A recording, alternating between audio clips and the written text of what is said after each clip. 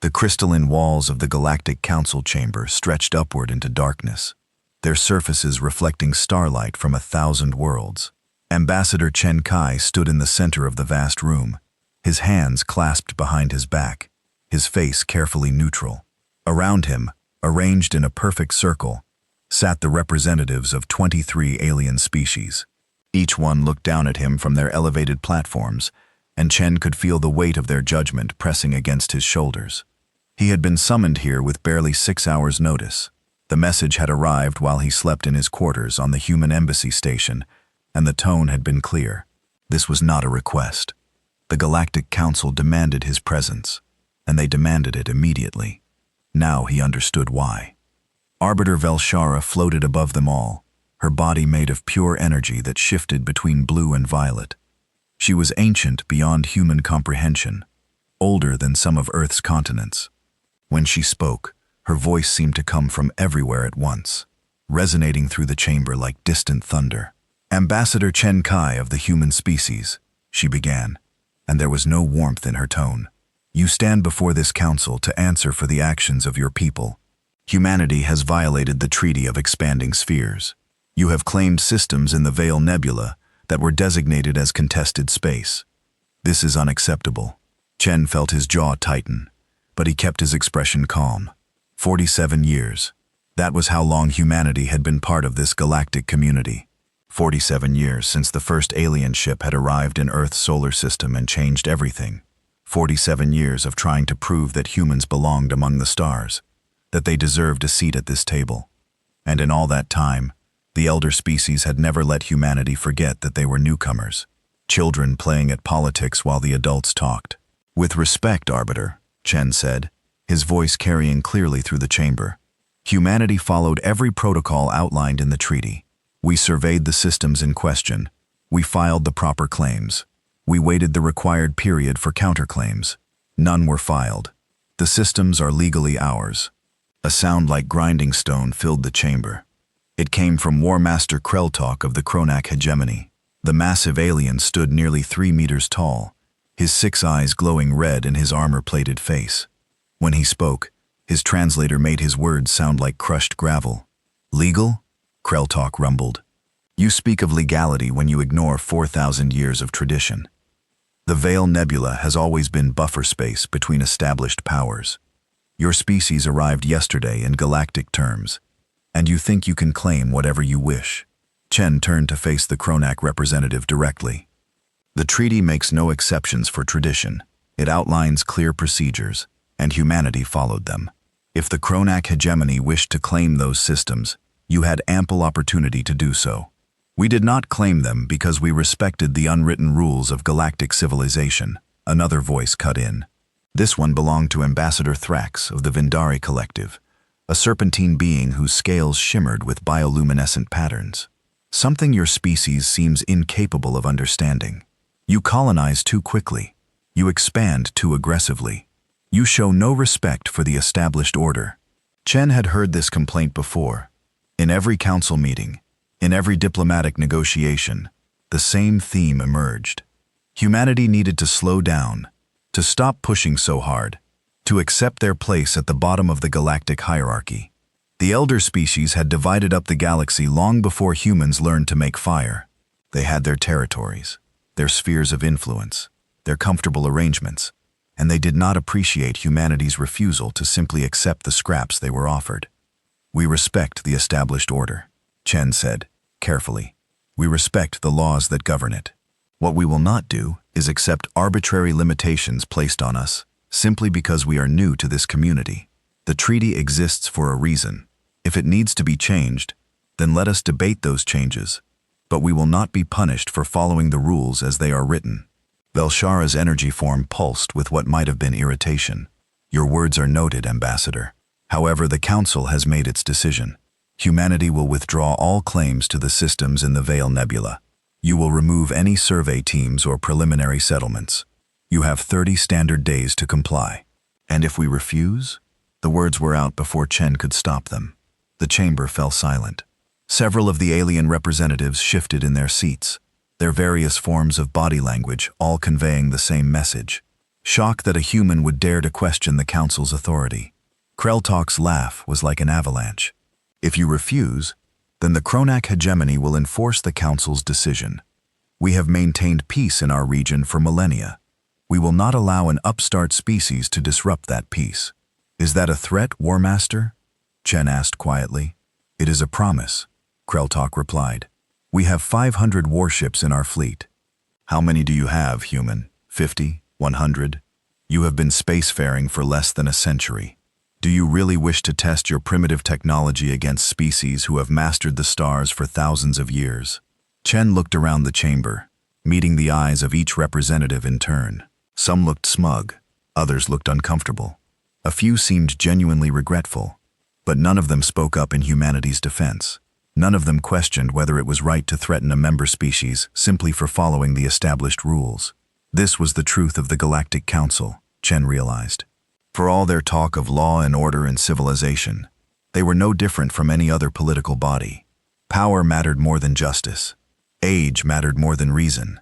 And humanity, young and small and weak, could be pushed around whenever the elder species found it convenient. We will convey your decision to our government, Chen said finally.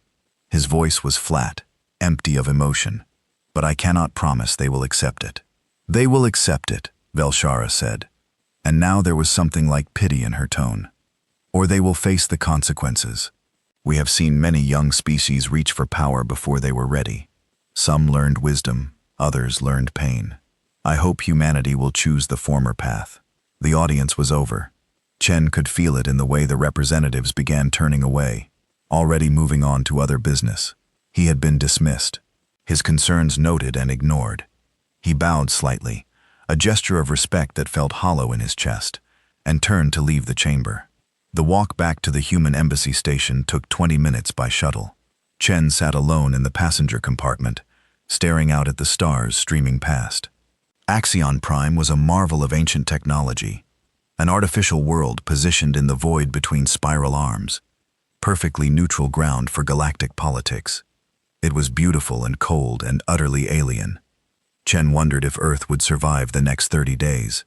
When he arrived at the embassy, his aide was waiting with a secure communication channel already open. Admiral Yuki Tanaka's face filled the screen, her expression grave. I watched the session, Tanaka said without preamble.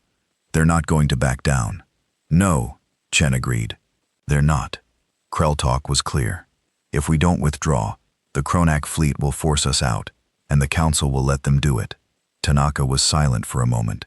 She was in her 50s, her hair just beginning to gray, her face lined with the stress of command. She had joined the United Earth Space Command when it was first formed, had been there when humanity built its first interstellar ships, had commanded the defense of the outer colonies during the raider attacks 5 years ago. If anyone understood what humanity was facing, it was her. There's something you need to know, Tanaka said finally. Something I couldn't tell you before. Something we've kept secret from the entire galaxy for 6 years. Chen leaned forward. What is it? Project Penumbra, Tanaka said. We've been working on it since the first time the Council tried to limit human expansion. We knew this day would come eventually. We knew we would need something to level the playing field.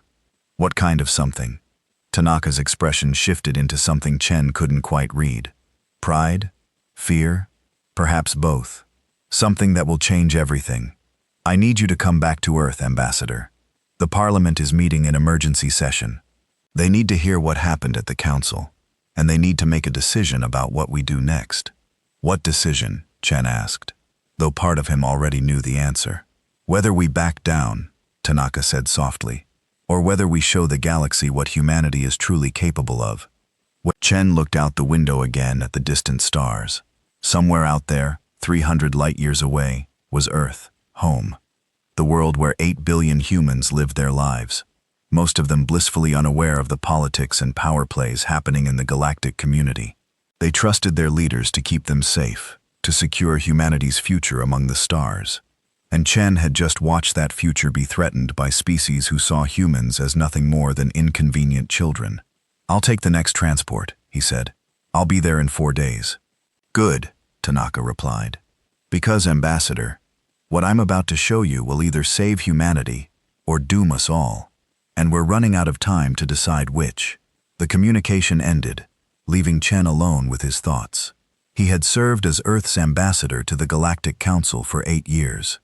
He had negotiated treaties, resolved disputes, built relationships with dozens of alien species. He had believed, truly believed, that humanity could find its place in this community through diplomacy and patience and respect for the rules. Now he wondered if he had been naive. The galaxy was not kind to the weak. The elder species had not maintained their power for thousands of years through fairness and justice. They had done it through strength, through the willingness to use force when their interests were threatened. And they expected younger species to simply accept their dominance, to bow and scrape, and be grateful for whatever scraps they were offered. But humanity had never been good at bowing. Chen pulled up a star chart on his terminal, zooming in on the Veil Nebula. 12 systems claimed by humanity, dozens of worlds suitable for colonization, resources enough to support billions of people, and the Council wanted them to just walk away, to abandon their legal claims because the Kronak hegemony found it inconvenient. 30 days, he thought. 30 days to decide humanity's future. He hoped Tanaka's secret project was everything she implied it was. Because if it wasn't, if humanity backed down now, they would never be taken seriously again. They would spend the next 1,000 years as junior members of the galactic community, always asking permission, always accepting limits, always knowing their place. And if there was one thing Chen had learned about humanity in his years of service, it was this. Humans would rather fight than accept chains, even if the fight seemed impossible, even if the odds were overwhelming, even if it meant standing alone against the entire galaxy. The shuttle began its docking approach to the embassy station. Chen gathered his things and prepared to return to Earth. Whatever Project Penumbra was, whatever Tanaka had been hiding, he would see it soon enough. And then humanity would make its choice. 6 years earlier, Dr. Marcus Webb had been staring at his terminal screen for so long that his eyes burned. The numbers refused to make sense. The data from the Jupiter Research Station kept showing the same impossible readings over and over, and no amount of recalibration could explain them away. Run it again, he had told his team for the 15th time that day. His assistant, Dr. Sarah Chen, had looked at him with tired eyes. Marcus, we've run this simulation 20 times. The results don't change. Either our equipment is fundamentally broken, or we're seeing something that shouldn't be possible. Webb had rubbed his face, feeling the stubble on his chin. He had not slept in 36 hours. Dark matter doesn't behave like this. It doesn't interact with normal matter except through gravity. That's the foundation of everything we know. But these readings show interaction. Chen had finished for him. Direct, measurable interaction. Like dark matter is responding to our test fields. That had been the beginning. The moment when everything humanity thought they knew about the universe had shifted slightly to the left. Dark matter made up 85% of the universe's mass. It was everywhere, invisible and intangible, detected only by its gravitational effects on visible matter. Scientists had been studying it for centuries, trying to understand its nature, its properties, its role in the cosmos. But no one had ever made it respond before. Webb had spent the next 6 months running experiments, each one more carefully controlled than the last. And slowly, impossibly, a picture had emerged. Dark matter was not just passive mass floating through space. It had structure, patterns, something that almost looked like quantum states, and under very specific conditions. Using equipment designed based on principles no one had thought to try before, it could be manipulated. Not easily, not safely, but it could be done.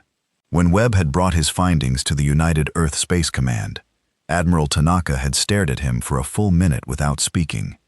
Then she had said 6 words that changed everything. Can you weaponize it? Now 6 years later, the fruits of that question hung in the darkness beyond Neptune's orbit. Ambassador Chen Kai stood in the observation deck of the military transport, looking out at what his security clearance had finally allowed him to see.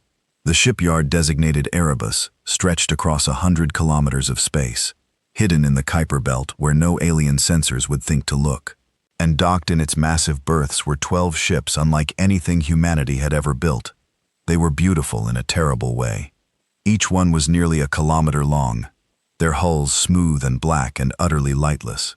They did not reflect the distant sun. They did not glint with running lights or glow with engine heat. They seemed to absorb illumination itself, like holes cut in the fabric of space. Admiral Tanaka stood beside him, her hands clasped behind her back. "The Penumbra-class warship," she said quietly. "Project Penumbra's final product. 12 vessels that will either save humanity or destroy us." Chen could not look away from the ships. "What am I looking at?" "The future," Tanaka replied. "Or the end of everything, depending on how the next 30 days play out." She gestured, and holographic displays appeared in the air between them. Technical schematics, performance data, weapon specifications. Chen tried to follow along, but the technology was so far beyond his understanding that he could only grasp pieces of it. "We started with Dr. Webb's discovery that dark matter could be manipulated," Tanaka explained. "It took 4 years to develop the equipment to do it reliably, another year to miniaturize it enough to fit on a ship, and a final year to build these 12 vessels and train their crews." "Manipulated how?" Chen asked. Tanaka waved her hand, and the display shifted to show a simulation. A spherical field appeared around one of the Penumbra ships, represented in false color as swirling patterns of gray and black. "Dark matter is everywhere," she said. "In this room, in your body, passing through the Earth right now. We're swimming in it, but normally we can't touch it. The Penumbra drives change that. They create controlled fields that interact with dark matter, the way a magnetic field interacts with iron." Chen watched as the simulation showed the field intensifying, the dark matter patterns growing more complex. "What does that accomplish?" "Everything," Tanaka said simply. "Dark matter makes up most of the universe's mass. If you can control it, you can manipulate gravity itself. You can bend space, fold it, tear it. The Penumbra ships can phase in and out of normal space using quantum tunneling through dark matter fields. They can appear anywhere within a star system almost instantaneously." "That's impossible," Chen breathed. "It was," Tanaka agreed, "until it wasn't. But that's just the beginning. Come on. I want to show you something else." She led him through the shipyard's corridors, past security checkpoints where armed guards verified their identities 3 times. The facility was more secure than Earth's planetary defense headquarters. Everything about Project Penumbra had been kept secret, hidden not just from the alien species, but from most of humanity's own government. Only the highest levels of military and civilian leadership had known what was being built out here in the darkness.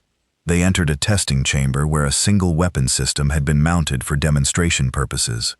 It looked deceptively simple, a cylindrical device about 3 meters long, ringed with equipment Chen did not recognize. "This is a dark matter lance," Tanaka said. "The primary armament of every Penumbra ship. Each vessel carries 24 of them." "What does it do?" Tanaka's expression was grim. "Watch." She triggered the demonstration, and a target drone appeared in the center of the chamber, held in place by magnetic clamps. It was a standard military target, armored and shielded, the kind used to test conventional weapons. Chen had seen dozens destroyed in weapons tests over the years. The dark matter lance activated with no visible beam, no flash of light, no sound. One moment the target drone was there.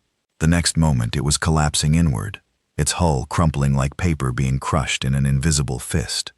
The implosion accelerated, the drone's mass condensing into a smaller and smaller space until it simply ceased to exist, leaving nothing behind but a faint ripple in space. Chen felt his stomach turn. "What did I just see?" "Localized gravitational collapse," Tanaka said quietly.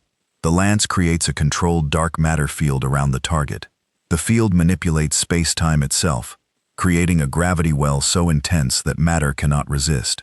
The target implodes into a singularity, and then evaporates. There's no explosion, no debris. The ship just stops existing." "That's not a weapon," Chen said. "That's a nightmare." "Yes," Tanaka agreed. "It is, and it's what we'll use if the Kronak fleet comes for us." Chen turned away from the empty space where the target had been. His mind was racing, trying to process the implications of what he had seen. "How many people know about this?" "Fewer than 100, Tanaka said. "The research teams, the construction crews, the command staff, and now you." We couldn't risk the information leaking. If the Galactic Council knew we had developed this technology, they would have moved against us immediately. Every elder species would unite to destroy us before we became a threat. And now? Now we're out of time, Tanaka said. The Council's ultimatum gives us 30 days. We either back down and accept their authority forever, or we show them what we've built and hope it's enough to make them reconsider. Chen thought about the Kronak War Master, about his casual threat of 500 warships. Can 12 ships really stand against their entire fleet? Come meet the crews, Tanaka said. Let them answer that question. The flagship of the Penumbra fleet was designated U.S. Nightfall. Chen boarded her through an airlock that seemed to drink in the light around it, stepping into corridors that felt subtly wrong in ways he could not quite define. The gravity was normal, the air was breathable, but something about the ship made his skin crawl, like standing too close to a black hole, knowing that just beyond an invisible threshold the universe's rules stopped applying. Captain Sarah Okonkwo met them in the briefing room. She was in her late 30s with close-cropped hair and eyes that had seen too much. When she shook Chen's hand, her grip was firm and warm, a reminder that she was human, despite the alien technology she commanded. "Ambassador," she said, "the Admiral says you need to understand what we do here." "I've seen the weapons," Chen replied. "I've seen the simulations, but I don't understand what it's like to actually fly these ships." Okonkwo exchanged a glance with Tanaka, then nodded slowly. "Come with me." She led him to the ship's command center, where a dozen crew members sat at stations that looked organic rather than mechanical. The interfaces were strange, pulsing with dark energy, covered in symbols that seemed to shift when Chen tried to focus on them. And at the center of it all was the pilot's chair, surrounded by a sphere of equipment that looked more like a medical device than flight controls. "Piloting a Penumbra ship isn't like flying a normal vessel," Okonkwo said. "The dark matter interface connects directly to the pilot's neural system. They don't just control the ship, they become part of it, feeling the dark matter fields like extensions of their own body." "That sounds dangerous," Chen said.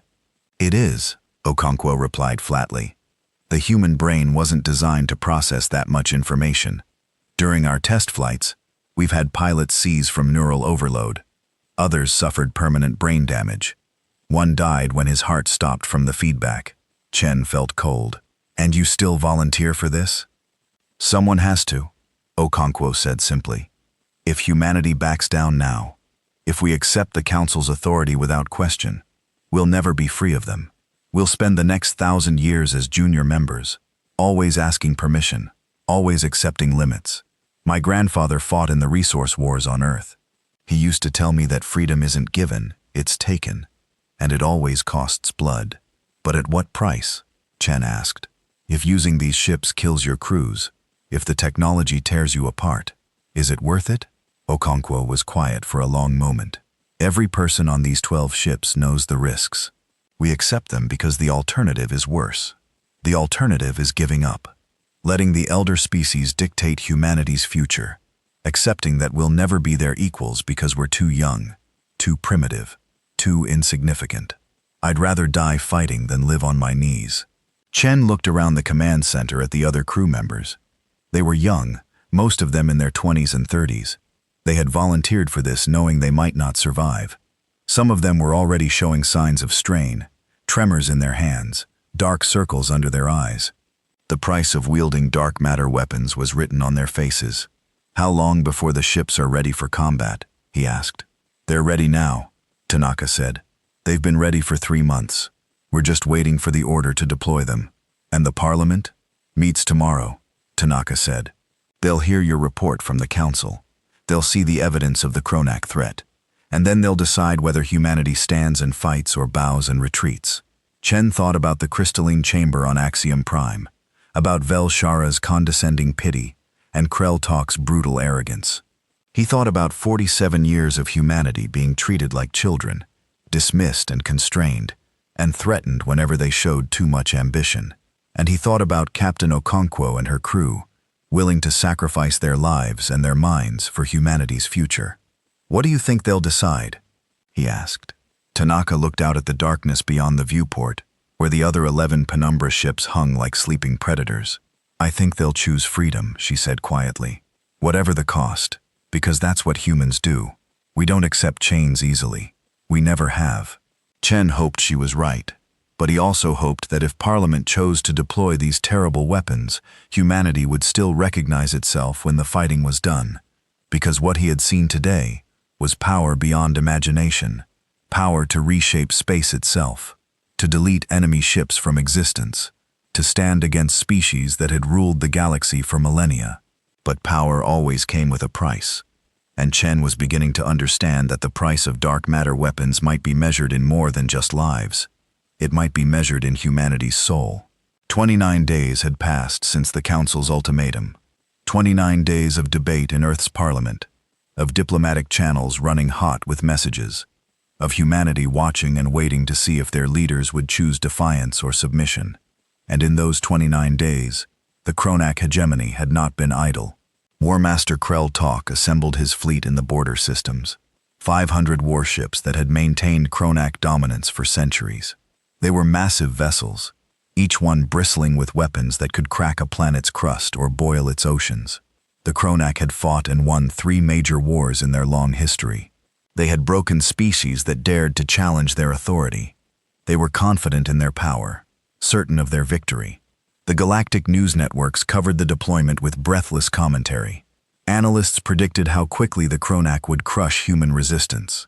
Betting pools emerged among various species, wagering on how many hours humanity would last. Some gave humans credit for stubbornness and predicted they might hold out for a full day. Others thought the fighting would be over in minutes. No one gave humanity a real chance of survival. Ambassador Chen Kai watched the news coverage from his quarters on Axiom Prime, feeling sick.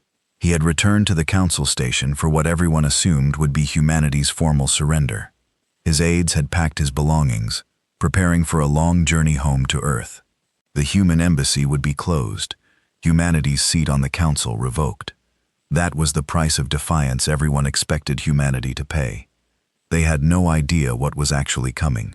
The council reconvened on the 30th day, filling the crystalline chamber with representatives from 24 species. The mood was somber, almost regretful. Several ambassadors offered Chen sympathetic looks as he took his position in the center of the room. They thought they were witnessing the end of humanity's brief moment on the galactic stage. Arbiter Velshara's energy form pulsed with what might have been disappointment. "Ambassador Chen Kai, the deadline has expired.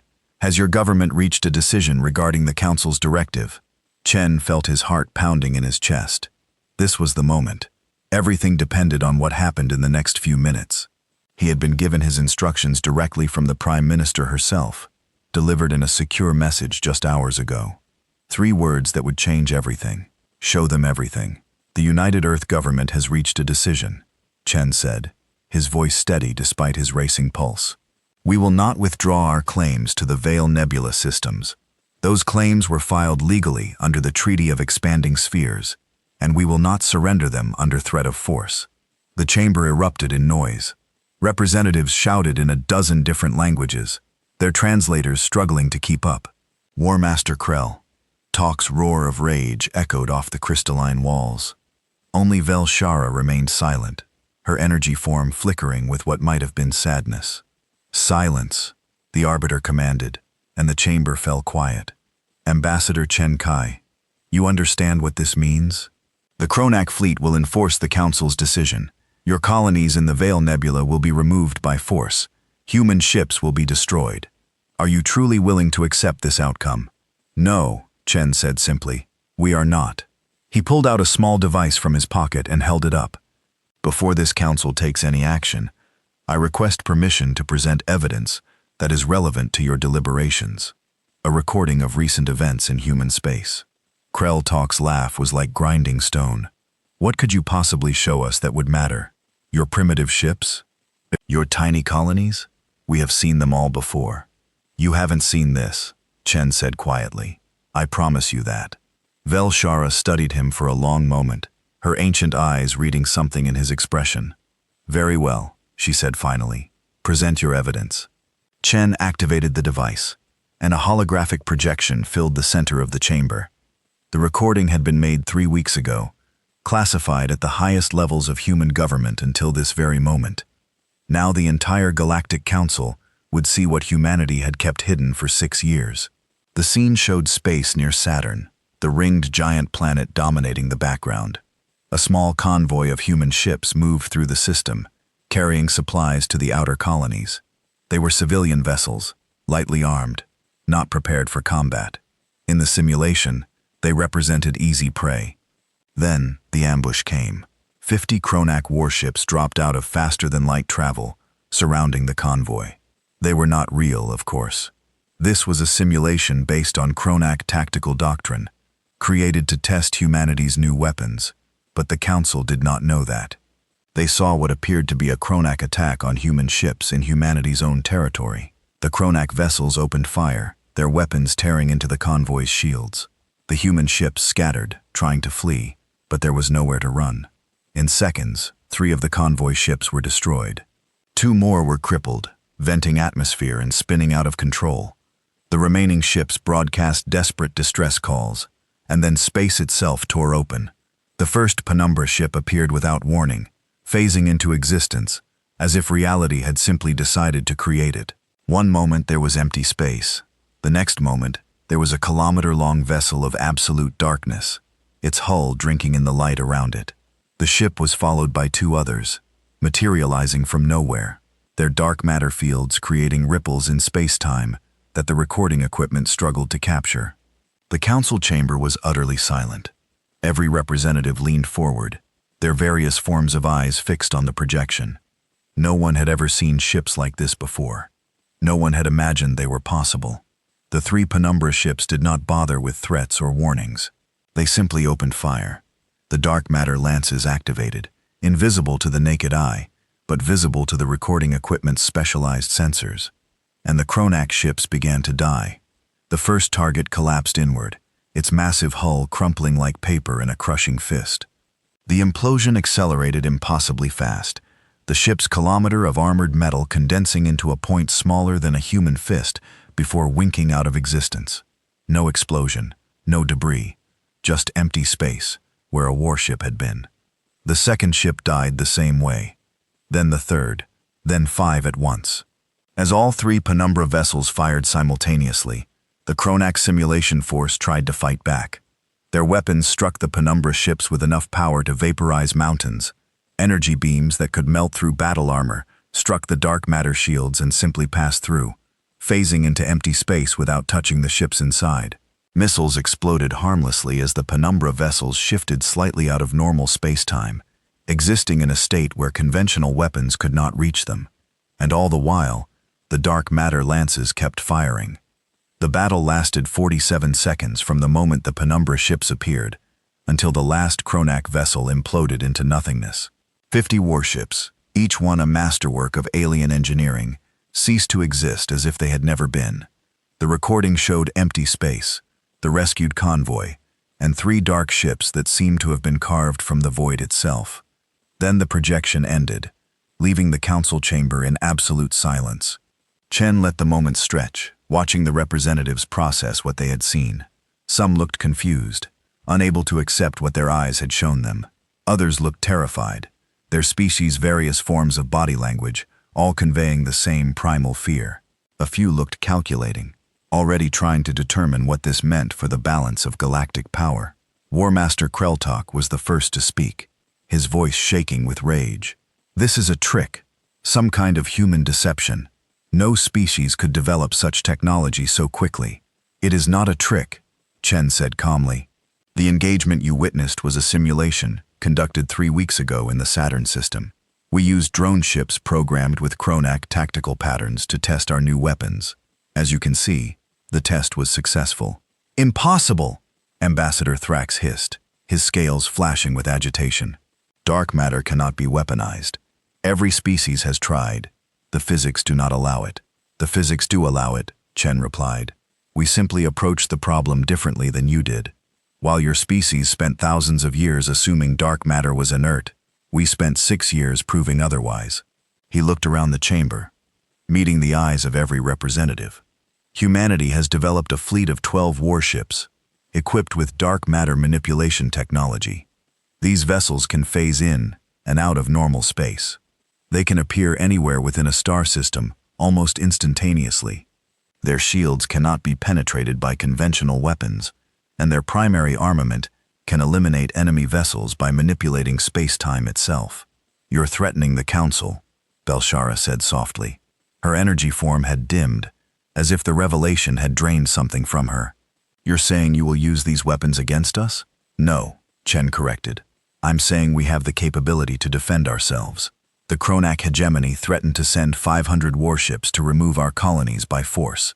We are informing the Council that such an attack would be unsuccessful and costly." Kreltok roared, rising from his seat.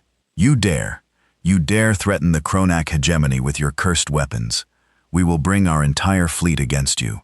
We will crush your species and scatter your atoms across the void." "You are welcome to try," Chen said quietly. "But before you do, consider what you saw in that recording. 3 Penumbra ships eliminated 50 Kronak vessels in less than a minute. We have 12 such ships currently deployed throughout human space, and we have the capability to build more, if necessary." The mathematical reality of that statement settled over the chamber like a heavy blanket. If 3 ships could destroy 50 in under a minute, then 12 ships facing 500 would only need a few minutes to eliminate the entire Kronak fleet. The numbers were simple and brutal and undeniable. "This is madness," Ambassador Thrax said, his voice hollow. "You've weaponized the fundamental structure of the universe. Do you understand what that means? Do you comprehend what you've done?" "We've done what was necessary," Chen replied. "For 47 years, humanity has tried to follow the rules.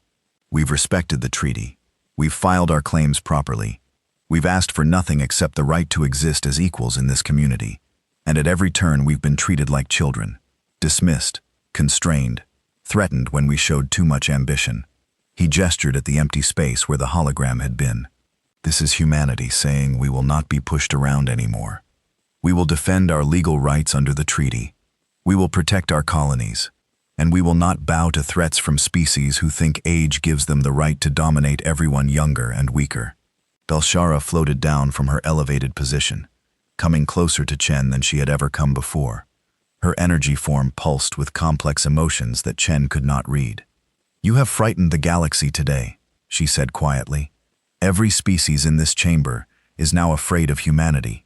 Is that truly what you wanted?" Chen thought about Captain Okonkwo and her crew, about the young men and women who had volunteered to interface with dark matter weapons despite the risks.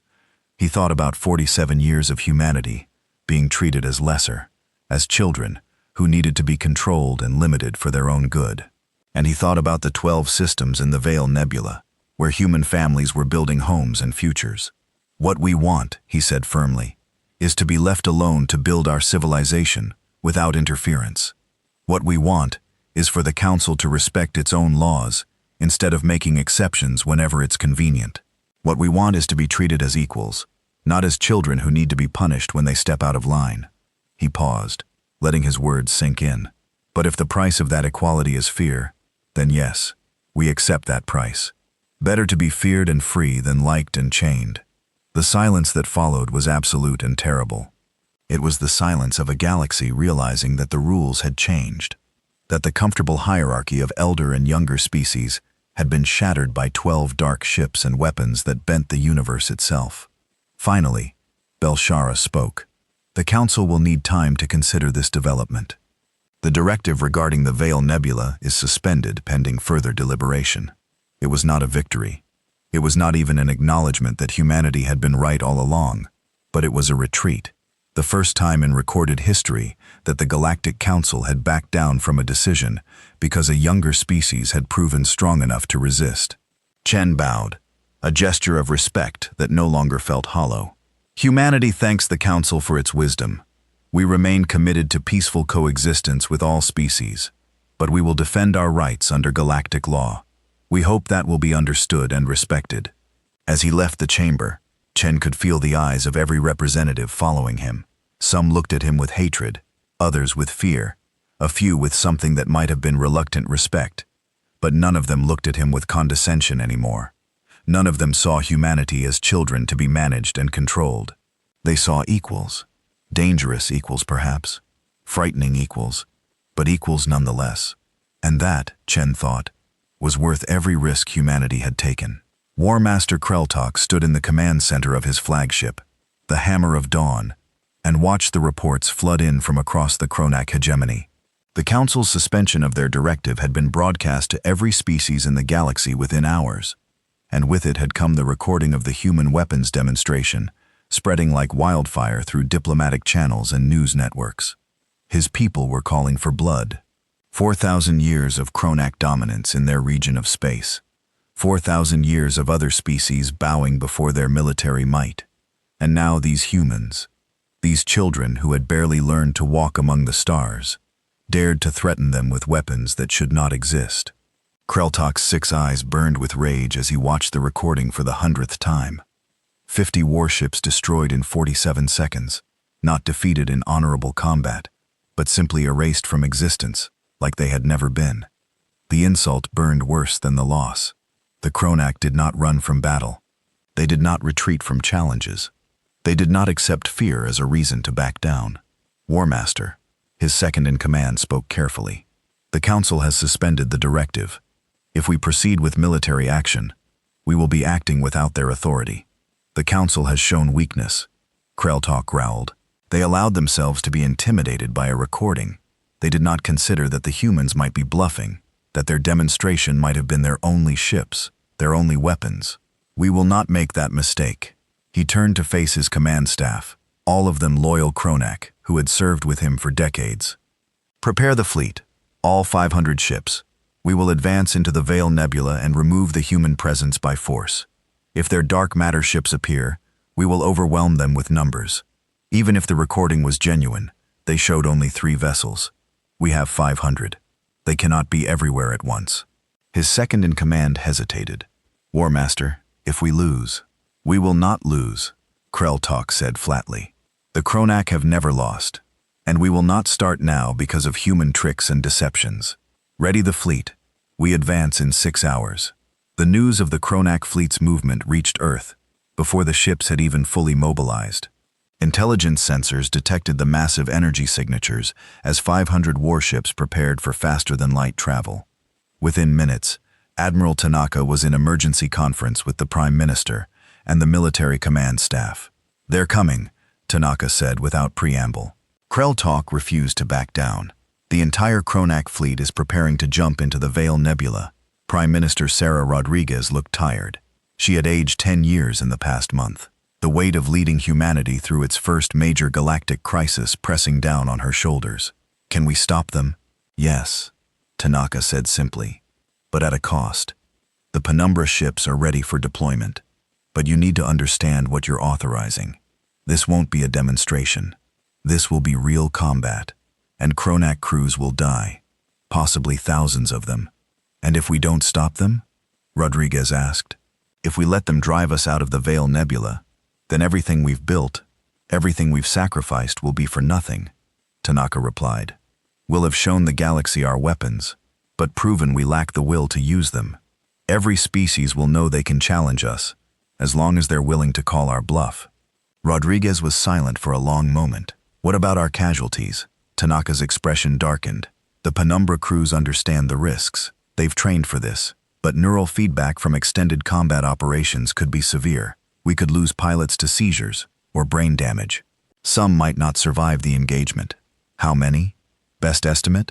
40 to 60 casualties across 12 ships. Maybe more, if the battle lasts longer than our simulations predict. The Prime Minister closed her eyes. When she opened them again, they were hard with resolve. Do it. Deploy the fleet. Show the Kronak that humanity doesn't make threats we're not willing to back up. Captain Sarah Okonkwo received her deployment orders while the Nightfall was in orbit around Jupiter, conducting final system checks. She read the message twice, making sure she understood what was being asked of her crew. Then she activated the ship-wide communication channel. All hands. This is the captain. We have received authorization for combat deployment. The Kronak fleet is advancing into the Veil Nebula with hostile intent. We are ordered to intercept and neutralize the threat using all necessary force. This is not a drill. This is not a simulation. Battle stations. May whatever gods you believe in watch over us all. Around her, the crew moved to their positions with practiced efficiency. They had trained for this moment for months, running through scenarios until they could operate their stations in their sleep. But training was one thing. But actual combat was something else entirely. Lieutenant James Park took his place in the pilot's chair, the neural interface equipment descending around him like a mechanical spider. He was young, barely 25, one of the most naturally gifted dark matter interface operators humanity had ever found. He could feel the dark matter fields like extensions of his own nervous system, manipulating them with an intuition that defied analysis. He was also terrified. Neural link establishing, the medical officer reported. Heart rate elevated, but within acceptable parameters. Brainwave patterns nominal.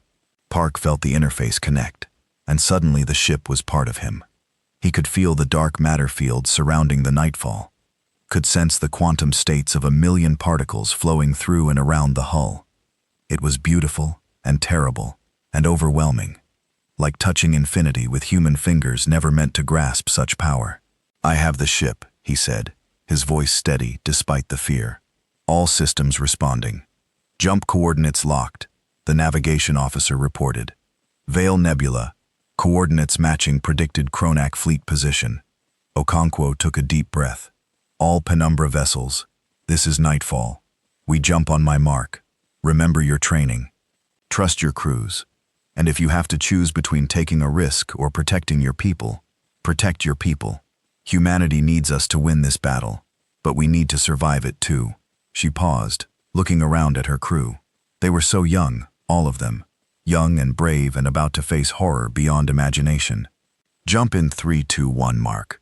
The 12 Penumbra ships phased out of normal space simultaneously, sliding through dark matter fields in a way that conventional physics said was impossible. For a fraction of a second, they existed nowhere and everywhere. Quantum probability waves spread across light years. Then they phased back into reality in the heart of the Veil Nebula, surrounded by the Kronak fleet. War Master Krelltalk watched his tactical display and felt something he had not experienced in decades. Doubt. The human ships had appeared out of nowhere, just like the recording had shown. One moment his sensors showed empty space. The next moment they showed 12 contacts that seemed to drink in sensor radiation, making them appear like holes in his display. "All ships, combat formation," he roared. "Surround them. Concentrate fire. They cannot phase in and out forever. Eventually, they will have to stand and fight." The Kronak fleet moved with practiced precision. 500 warships forming a sphere around the 12 human vessels. Weapons locked on. Fire control solutions calculated. In seconds, enough firepower to glass a planet would be unleashed on the Penumbra ships. But the human ships moved first. Lieutenant Park felt the battle unfold through the neural interface, processing information faster than conscious thought could manage.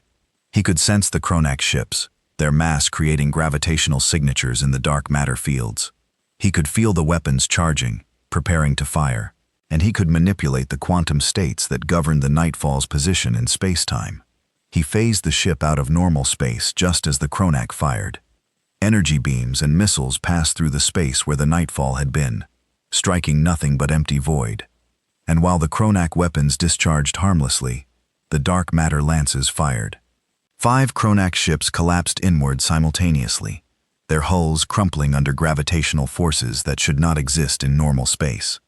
The implosions were perfect, symmetrical, almost beautiful in their terrible efficiency. Where 5 warships had been, now there was only empty space. "Phase shift! Phase shift!" Krelltalk screamed as his tactical display lit up with losses. His ships were dying, and his weapons could not touch the enemy. The human vessels appeared for seconds at a time, long enough to fire their cursed weapons, then vanished again before return fire could be coordinated. It was not a battle. It was a massacre. Aboard the Nightfall, Park felt the neural strain building. Each phase shift required him to manipulate dark matter fields on a quantum level, forcing his brain to process information that human minds were never designed to handle. His head throbbed with building pressure, his vision blurred, but he kept phasing, kept moving the ship because his crew depended on him, and humanity depended on his crew. 27 enemy ships destroyed, the tactical officer reported. Her voice was strained, but steady. Enemy formation is breaking apart. They're trying to scatter. Don't let them, Okonkwo ordered. They came here to destroy our colonies. They came here to teach humanity a lesson about knowing our place. Let's teach them one instead. The 12 penumbra ships spread out across the battlefield, each one phasing in and out of normal space in unpredictable patterns. The Kronak tried everything. They tried overwhelming individual ships with concentrated fire. They tried predicting phase patterns and firing ahead of where the human ships would appear. They tried ramming attacks, hoping that even dark matter shields could not withstand direct collision with a kilometer of armored warship. Nothing worked. The dark matter lances kept firing, and the Kronak fleet kept dying. Park felt something warm running down his face, and realized his nose was bleeding. The neural feedback was getting worse, pressure building behind his eyes, like his skull was too small to contain a swelling brain. He heard someone screaming, and realized it was the navigator, her neural interface overloading as she tried to maintain quantum coordinate calculations for the constant phase shifts. "Medical emergency at navigation station," someone shouted. "Keep firing," Okonkwo commanded. "We stop when they surrender or when there's nothing left to fire at." The battle lasted 15 minutes from first contact to the moment when War Master Krell broadcast his surrender. 15 minutes in which the pride of the Kronak hegemony was broken against weapons they could not understand and could not fight. 203 warships had been destroyed. Another 97 were crippled, drifting helplessly with their systems offline. The remaining vessels had stopped fighting, their crews too shocked to continue. "This is War Master Krell. Talk to the human fleet." The transmission came through. Krell voice was hollow, emptied of the rage and pride that had filled it before. "We surrender. We accept defeat. Please, stop the killing." Okonkwo stood in the center of the Nightfall's command center, surrounded by her battered crew. The navigator had been carried to medical, still seizing from neural overload. The helmsman was conscious, but barely, blood running from his nose and ears. Lieutenant Park sat slumped in the pilot's chair, his eyes unfocused, his hands shaking uncontrollably. They had won. They had proven that humanity could stand against the elder species, that dark matter weapons could protect human worlds and human people. But the cost was written on every face around her. "All ships cease fire," she ordered quietly, "except the Kronak surrender. Medical teams report casualties." The reports came in over the next minutes, each one another weight on Okonkwo's shoulders. Across the 12 penumbra ships, 43 crew members were dead or dying from neural feedback. Another 72 were seriously injured. The ships themselves were intact. Their dark matter shields and quantum drives had performed flawlessly, but the human minds operating those systems had paid the price. Admiral Tanaka's face appeared on the communication screen, transmitted from Earth. "Captain, the battle is being broadcast across the galaxy. Every species with sensors in the region picked up the engagement. The Galactic Council is watching. What's your status?" "We've won, Admiral," Okonkwo said. Her voice sounded distant to her own ears. "The Kronak fleet has surrendered, but our casualties are higher than projected. 43 dead, 72 seriously wounded. We need immediate medical evacuation for the critical cases." Tanaka's expression was grim. "Evacuations are already en route. Captain, you've done what no other human force has ever done. You've defeated a fleet that has dominated its region for thousands of years. The galaxy will never look at humanity the same way again."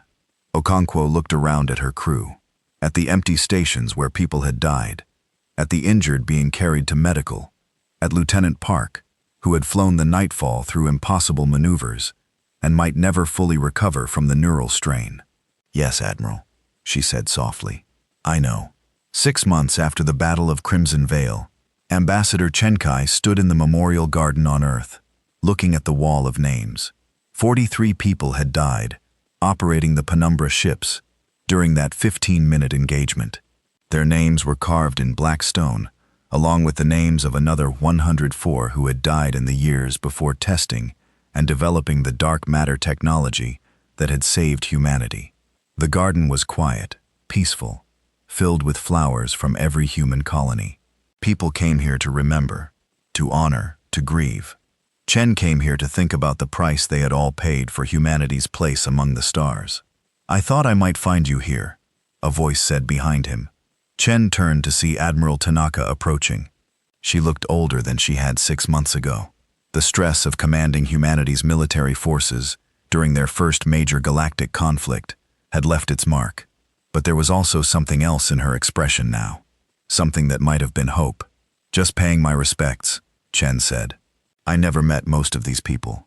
But they died because of decisions I helped make. Because we chose to stand and fight rather than back down." Tanaka stood beside him, looking at the names on the wall. They died so humanity could be free. Every one of them knew the risks. Every one of them volunteered anyway. "That means something, Chen. That matters." "Does it?" Chen asked. "I've been asking myself that question for 6 months. We proved that humanity can fight. We proved that we can defend ourselves against species that have been spacefaring for millennia. But what did we become in the process?" "What do you mean?" Chen gestured at the wall of names. "We built weapons that manipulate the fundamental structure of the universe. Weapons that kill by collapsing space-time itself. And we did it because we were afraid. Because we knew that without those weapons, the elder species would never respect us. But in building them and using them, did we lose something essential? Did we sacrifice our humanity for power?" Tanaka was quiet for a long moment. "I've thought about that too," she admitted. "Every night since the battle, I've looked at the casualty reports and asked myself if it was worth it. If the price we paid in lives and suffering was justified by what we gained. And I don't know," Tanaka said honestly. "I don't know if there's ever a clear answer to that question. But I know that if we hadn't developed those weapons, if we hadn't been willing to use them, humanity would be in a very different position right now. The Kronak would have driven us out of the Veil Nebula. The Council would have learned they could threaten us into submission. And every human colony, every human settlement, would be vulnerable to any species that decided we were inconvenient." She turned to face Chen directly. "We didn't choose to be in this situation. We didn't ask for the galaxy to be ruled by elder species who treat younger races like children. We tried diplomacy. We tried following the rules. And it wasn't enough. So we built weapons that would make them take us seriously. Was it right? I don't know. But it was necessary." Chen thought about the Galactic Council chamber, about the silence that had followed the weapons demonstration, about the fear in the representatives' eyes when they realized humanity had become dangerous. "The galaxy is afraid of us now." "Yes," Tanaka agreed. "They are. But fear is better than contempt. Fear means they'll think twice before threatening us. Fear means they'll respect our sovereignty. Fear is what keeps humanity safe, is it?" Chen asked. "Because I'm not sure anymore. I've spent the last 6 months watching how the galactic community has reacted to our victory. Some species have withdrawn their ambassadors. Others are building military alliances to counter the perceived human threat. The Andromedan Collective has proposed a treaty to ban dark matter weapons. There are whispers of species developing their own versions of our technology. We may have won the battle, but we've started something we might not be able to control." Tanaka nodded slowly. "I know. I've read the intelligence reports. The galaxy is reorganizing around humanity's emergence as a major power. Some of that reorganization is hostile. Some of it is simply cautious. But you're right that we've changed the fundamental nature of galactic politics, and the casualties keep mounting," Chen said quietly. "I visited the long-term medical facility last week, the place where they're treating the Penumbra crew members who suffered permanent neurological damage. Lieutenant James Park is there, the pilot of the Nightfall. He's 25 years old, and he'll spend the rest of his life struggling with seizures and memory loss because his brain couldn't handle the dark matter interface." "I know," Tanaka said softly. "I visit that facility every month. I talk to the families, to the injured crew members. I make sure they know that their sacrifice is remembered, that humanity honors what they gave." "But is it enough?" Chen pressed. "Can we justify what we did to those people? Can we justify the weapons we've created?" Before Tanaka could answer, Chen's communication device chimed. He glanced at it and saw a priority message from the council station. "I need to take this," he said. The holographic display showed Arbiter Velshara's energy form. She looked different than Chen remembered, less certain, more tentative. "Ambassador Chenkai, I apologize for the interruption, but the council has completed its deliberations regarding the events of the past 6 months. We would like to extend an invitation for formal discussions. What kind of discussions? Chen asked carefully. A partnership, Velshara said. The Council recognizes that humanity has achieved a significant technological breakthrough with dark matter manipulation. We also recognize that this technology is dangerous, unstable, and causes significant harm to the humans who operate it. We would like to propose a collaborative effort to help humanity refine and stabilize the technology. Chen exchanged a glance with Tanaka. In exchange for what? In exchange for joint oversight of dark matter weaponization, Velshara replied. The Council fears, not unreasonably, that dark matter weapons could proliferate across the galaxy if left unchecked. We have seen what happened when the Kronak challenged you. If every species develops similar weapons, the result could be catastrophic. You want us to give you control over our technology, Chen said flatly. No, Velshara corrected. We want to work with you to ensure that dark matter manipulation is developed safely and used responsibly. The Council has never before offered such a partnership to a younger species, but the circumstances are unprecedented. You have achieved in decades what some of our elder species attempted for millennia. We would be fools to ignore that accomplishment. Chen thought about Lieutenant Park and the other injured crew members, about the 43 names carved into the memorial wall, about the terrible cost of the power humanity had grasped. We would need guarantees. Human sovereignty over our territory must remain absolute. Any technology sharing must be mutual, and the Penumbra fleet remains under sole human command. Those terms are acceptable, Velshara said immediately. The Council understands that trust must be rebuilt. We are willing to begin with limited cooperation and expand as that trust develops. After the communication ended, Chen stood in silence, processing what had just happened. The Galactic Council, which had threatened and dismissed humanity for 47 years, was now offering a partnership. They were acknowledging humanity as an equal, even if that acknowledgement came from fear rather than respect. What do you think? Tanaka asked. I think, Chen said slowly, that we should accept, not because we need their help, but because the alternative is worse. If we refuse, if we insist on developing this technology in isolation, every other species will see us as a threat. They'll build alliances against us. They'll develop their own dark matter weapons without the safety considerations we've tried to implement. The galaxy will become more dangerous, not less. And if we accept, then maybe we can prevent other species from making the same mistakes we did, Chen said. Maybe we can help them develop dark matter manipulation without killing their crews in the process. Maybe we can turn this terrible weapon into something that actually makes the galaxy safer rather than more dangerous. Tanaka looked skeptical. You think the Council's motives are that altruistic? No, Chen admitted. I think they're terrified and trying to gain some control over a situation that frightens them. But that doesn't mean we can't use this opportunity. We can accept their partnership while maintaining our independence. We can share knowledge while keeping our military advantage. And we can start building the kind of galaxy where younger species don't have to choose between submission and developing weapons of mass destruction. That's optimistic, Tanaka said. Maybe, Chen replied. But I've spent 6 months thinking about the price we paid for power, and I've decided that if we don't use that power to make things better, if we just become another dominant force, keeping other species in their place, then what was the point? Lieutenant Park and 43 others didn't die so humanity could become the next Kronak hegemony. 3 weeks later, Chen found himself back in the Galactic Council chamber. But this time something was different. The human seat had been moved from the lower level, where junior member species sat, to the elevated ring, where the elder species had their positions. It was a small change in physical location, but a massive change in symbolic meaning. Humanity was no longer at the bottom of the hierarchy. Chen stood at the center of the chamber, watching as representatives from 5 elder species presented a proposal for the Joint Dark Matter Research Initiative.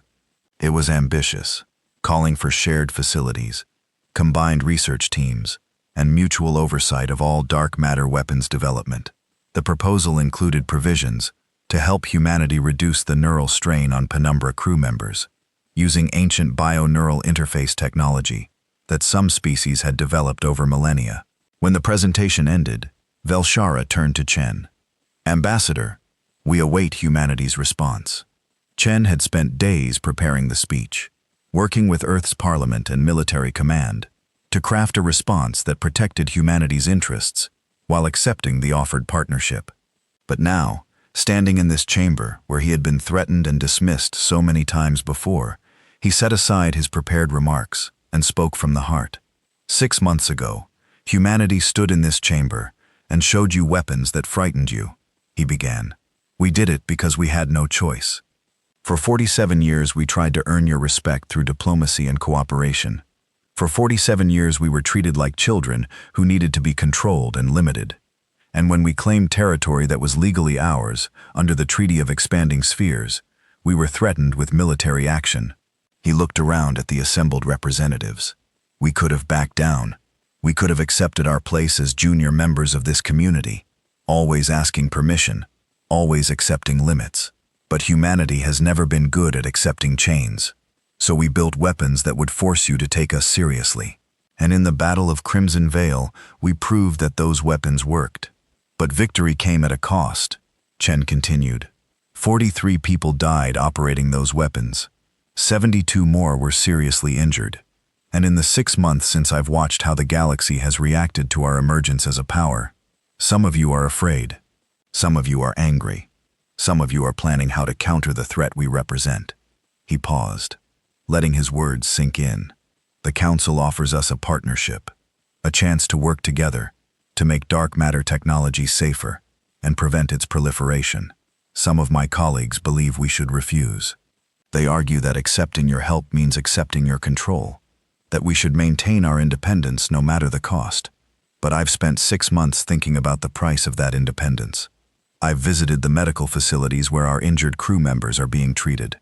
I've looked at the wall of names of those who died developing and using this technology, and I've realized that power without purpose is just destruction. We didn't develop these weapons to dominate others. We developed them to protect ourselves, to ensure that humanity would never be vulnerable to the whims of elder species again. Chen's voice grew stronger. So yes, we accept your partnership, but we accept it on specific terms. Human sovereignty over our territory remains absolute. Technology sharing is mutual and transparent. The Penumbra fleet remains under sole human command, and any joint research initiative includes provisions for other younger species to participate, because we don't want to become the next dominant force that treats others the way we were treated. We learned something in the past 6 months, he concluded. We learned that respect can be earned through strength, but we also learned that strength without wisdom is just tyranny. Humanity doesn't want to rule the galaxy. We want to live in a galaxy where every species, young or old, powerful or weak, is treated with dignity and respect. If this partnership can help create that kind of galaxy, then we're willing to try. The chamber was silent when he finished. Then Velshara's energy form pulsed with what might have been approval. The Council accepts your terms, Ambassador. Let this be the beginning of a new era in galactic relations. 20 years later, Captain Sarah O'Connell stood on the observation deck of the Nightfall, now serving as her flagship of the joint human-galactic dark matter research fleet. The ship had been rebuilt, incorporating technology from a dozen different species. The neural interface that had nearly killed Lieutenant Park had been replaced with bio-neural systems that reduced strain by 97%. The casualty rate for dark matter operations had dropped from 40% to 3%. It was still too high. Every loss still hurt, but it was better. Park himself stood beside her, now serving as the chief instructor for new dark matter interface operators. The seizures had been controlled with medical treatment. The memory loss had been partially reversed. He would never fully recover from what he had sacrificed in the Battle of Crimson Vale, but he had found purpose in teaching others how to operate the technology safely. New class of trainees reporting next week, Park said. Mixed species group this time. Humans, Vindari, Luminar, even a couple of young Kronak. Kronak? O'Connell asked in surprise. Things have changed, Park said with a slight smile. After we defeated their fleet, the younger generation of Kronak started questioning their traditions. Some of them see humanity's success and want to understand how we did it. The War Master's son is in the new class. Actually, says he wants to learn from the species that taught his father humility. O'Connell thought about that 15-minute battle 20 years ago, about the Kronak ships collapsing into nothing under the dark matter lances, about her crew dying from neural feedback, about War Master Kreltalk's hollow voice as he surrendered. It had been brutal and terrible and necessary, but perhaps some good had come from it after all. Her communication device chimed, showing a message from Ambassador Chen Kai. He was retiring after 30 years of service, and he wanted her to know that his last act as ambassador had been to propose the expansion of the Dark Matter Research Initiative to include open enrollment for all species, not just those with council approval. The proposal had passed unanimously. O'Connell smiled as she read the message. Chen had been right all those years ago. Power without purpose was just destruction, but power used wisely, power shared carefully, power directed toward building something better than what came before, that could change everything. She looked out at the stars, at the galaxy that humanity had fought so hard to survive in. They had built weapons that bent the universe itself to their will. They had proven that youth and determination could overcome age and arrogance. They had earned their place among the elder species through strength and sacrifice. But more importantly, they had used that strength to make things better, not just for humanity, but for everyone. Admiral Tanaka's words from 20 years ago echoed in her memory. We didn't win the right to stand alone. We won the right to stand as equals. And in standing as equals, humanity had helped reshape what that equality meant. The galaxy was still dangerous. There were still conflicts, still species who sought dominance, still problems that could not be solved with dark matter weapons or technological innovation. But it was better than it had been, more just, more fair, more willing to give younger species a chance to prove themselves without demanding they bow first. The Battle of Crimson Vale had been 20 years ago. 43 people had died that day, and 104 more before that. Their names were carved in stone on Earth, remembered and honored. They had paid the price for humanity's freedom, for the right to exist as equals among the stars. O'Connell hoped they would have been proud of what humanity had built with that freedom. In the Galactic Council chamber, now expanded to include seats for 15 additional species, who had been granted equal status in the 20 years since humanity's emergence, Felshara floated above the assembled representatives and allowed herself something she rarely permitted: hope. She had watched the rise and fall of 100 species over her long existence. She had seen civilizations that achieved greatness and then collapsed into tyranny. She had seen younger species crushed by elder powers who feared change. She had seen the cycle repeat again and again: violence and domination and fear. But perhaps, just perhaps, humanity had broken that cycle. They had achieved power, not through conquest, but through innovation. They had used that power not to dominate, but to build partnerships. They had suffered greatly in the process, had paid prices that would haunt their species for generations, but they had emerged from their trial with their values intact, their compassion strengthened rather than diminished by their ordeal. The age of the ancients was ending, Felshara thought. The old hierarchies, the old assumptions about which species deserved power and which deserved subordination, were crumbling. In their place, something new was being built, something better. Perhaps it should end, she decided. Perhaps it was time. Back on Earth in the memorial garden where the names of the fallen were carved in black stone, new flowers bloomed. They were brought by children too young to remember the Battle of Crimson Vale, planted by families who had never known the fear of the Kronak threat. The garden had become a place not just of mourning but of celebration, a reminder of what humanity had overcome and what they had chosen to become in the aftermath. Dr. Marcus Webb, now elderly and retired, visited the garden once a month. His discovery of dark matter manipulation had changed everything, had given humanity the power to stand against species that had ruled for millennia. But it had also cost lives, had created weapons that terrified the galaxy, had forced impossible choices on people too young to carry such burdens. He often wondered if he should have buried his findings, should have destroyed the research that led to the Penumbra ships. But then he would see human families on colony worlds in the Vale Nebula, living free lives under their own laws. He would read about joint research initiatives that included species from across the galaxy, working together instead of fighting for dominance. He would hear stories about young people from a dozen different species training together, learning together, building friendships that crossed the ancient divides. And he would think that maybe, just maybe, the cost had been worth paying. Lieutenant Park often joined him on these visits. They would walk together through the garden, two men who had given different pieces of themselves to humanity's future.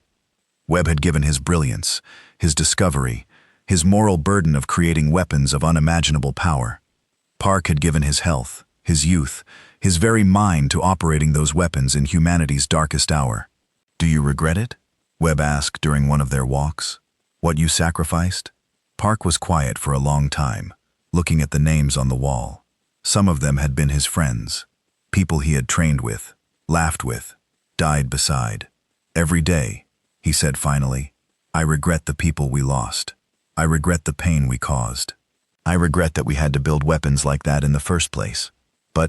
But I don't regret standing up," Park said firmly. "I don't regret refusing to back down when the Kronak threatened us. I don't regret proving that humanity deserved respect. If we hadn't done what we did, where would we be now? Still bowing to the council? Still accepting limits?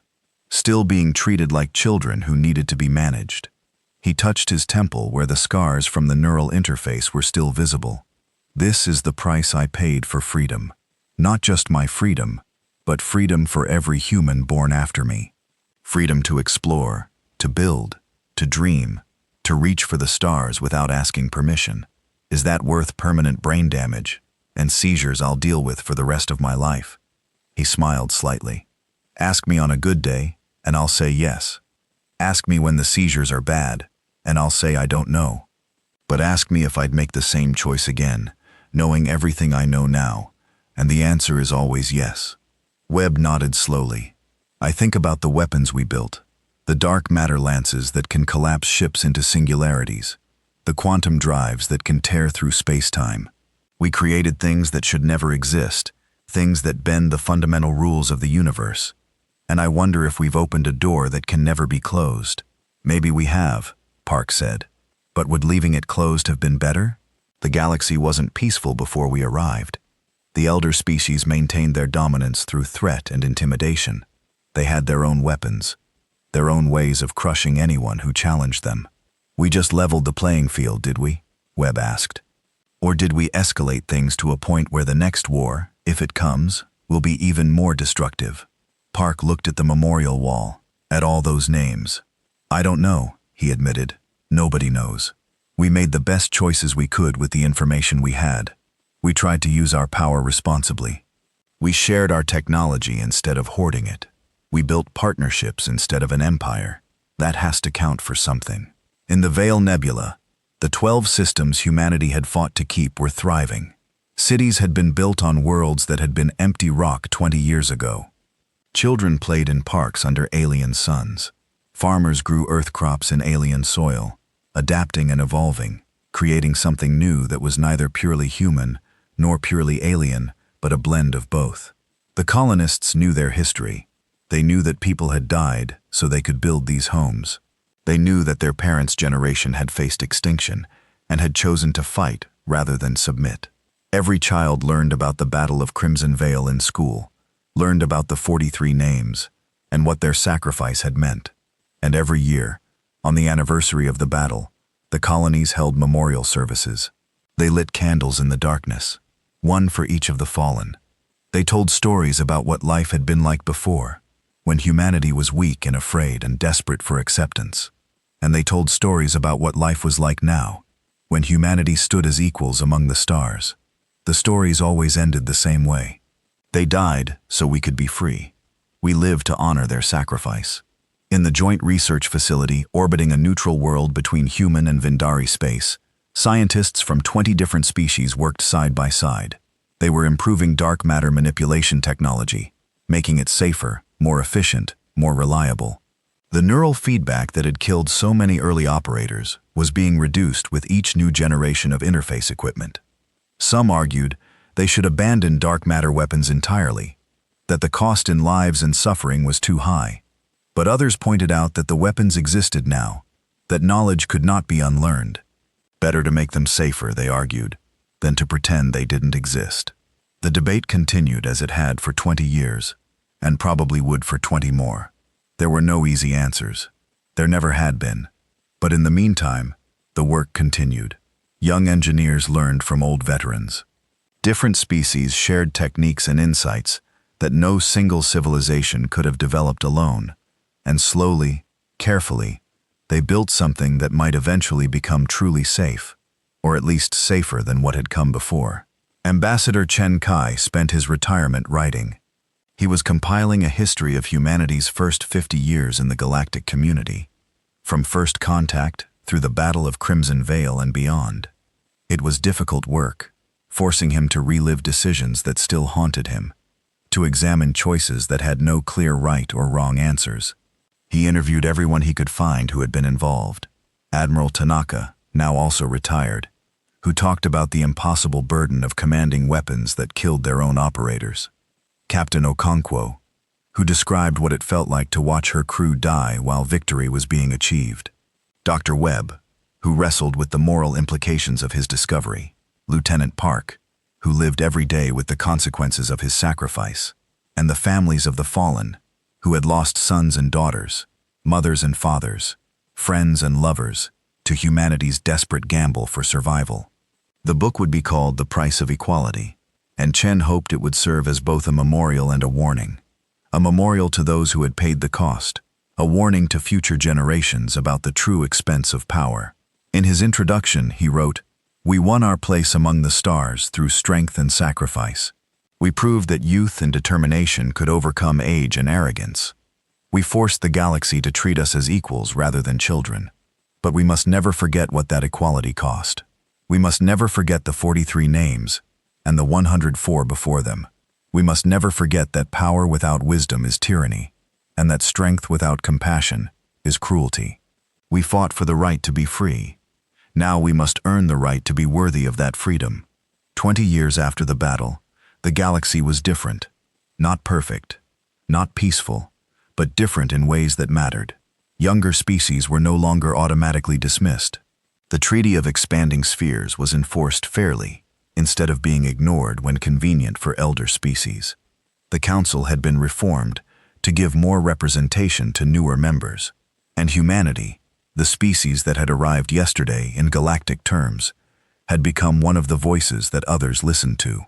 Not because they were the oldest, not because they were the wisest, but because they had proven they would stand up for what they believed in, even when the cost was terrible, even when the cost was terrible, even when backing down would have been easier and safer and more comfortable. Captain Okonkwo stood on the bridge of the Nightfall, now more a research vessel than a warship, and thought about the long journey from that desperate 15-minute battle to where humanity stood today. The ship still carried its dark matter lances, still maintained its quantum drives and phase shift capabilities, but they hadn't been fired in anger in 20 years. She hoped they never would be again. But if they were needed, if some new threat emerged, if humanity's freedom was challenged once more, she knew the Penumbra fleet would be ready. The crews were better trained now, better protected, better prepared for the strain of operating dark matter weapons. They wouldn't pay the same terrible price her generation had paid, or at least the price would be lower. Her communication console chimed with a message from Earth. The latest class of dark matter interface operators had graduated from training. 43 new pilots, one for each of the fallen from the Battle of Crimson Vale. It was a tradition that had emerged over the years, ensuring that the number of trained operators always honored those who had died earning humanity's freedom. Okonkwo approved the message and forwarded the new assignments. Then she turned back to the viewport, looking out at the stars that humanity had fought so hard to claim as their own. Somewhere out there, in colonies and cities and ships scattered across hundreds of light years, 8 billion humans lived their lives. Most of them would never know the names of the people who had died to protect them. Most of them would never understand the impossible choices that had been made on their behalf. Most of them would simply live, work, love, dream, and die under the stars, taking their freedom for granted, the way children take their parents' sacrifices for granted. And that was okay, Okonkwo thought. That was the whole point. They had fought so that future generations wouldn't have to. They had paid the price so that others could live free. The memorial garden would remember. The history books would remember. And people like her, the ones who had been there, who had lived through those desperate days, would remember. That was enough. In the Galactic Council chamber, Velshara prepared to step down from her position as arbiter. She had served for longer than some species had existed, had guided the Council through crisis after crisis, but her time was ending. The galaxy was changing, and it needed leadership that understood that change, that embraced it rather than feared it. Her replacement would be younger, only a few thousand years old instead of millions, young enough to remember what it felt like to be dismissed, to be told to wait your turn, to be treated as lesser simply because of age, young enough to understand why humanity had been willing to risk everything, rather than accept that treatment. As Velshara floated above the council chamber for the last time, she looked at the representatives below. So many species, so many different forms of life, all trying to coexist in a galaxy that offered more than enough room for everyone if they could just learn to share it. Humanity had taught them that sharing didn't mean submission, that equality couldn't be given, only taken, that respect was earned through action, not granted through permission. They were hard lessons, learned at a cost that still haunted everyone involved, but they were necessary lessons. The age of the ancients was over. A new age had begun, and though Velshara would not be there to see where it led, she allowed herself to hope that it would be better than what had come before. Because if nothing else, humanity had proven that even the youngest species could change the galaxy if they were willing to pay the price, if they were brave enough to stand when it would have been easier to kneel, if they remembered that power was a responsibility, not just a weapon. The future was uncertain. It always had been. But for the first time in Velshara's long existence, that uncertainty felt like possibility rather than threat. And that, she thought as she prepared to leave the council chamber for the final time, was humanity's greatest gift to the galaxy. Not dark matter weapons or quantum drives, or technology that bent the universe itself, but hope. Hope that things could be better. Hope that change was possible. Hope that tomorrow might be different from yesterday if people were willing to fight for it. The Galactic Council fell silent that day 20 years ago, and when the silence ended, the galaxy had changed forever. For better or worse, for good or ill, for triumph or tragedy, humanity had made its mark on the stars, and the universe would never be the same.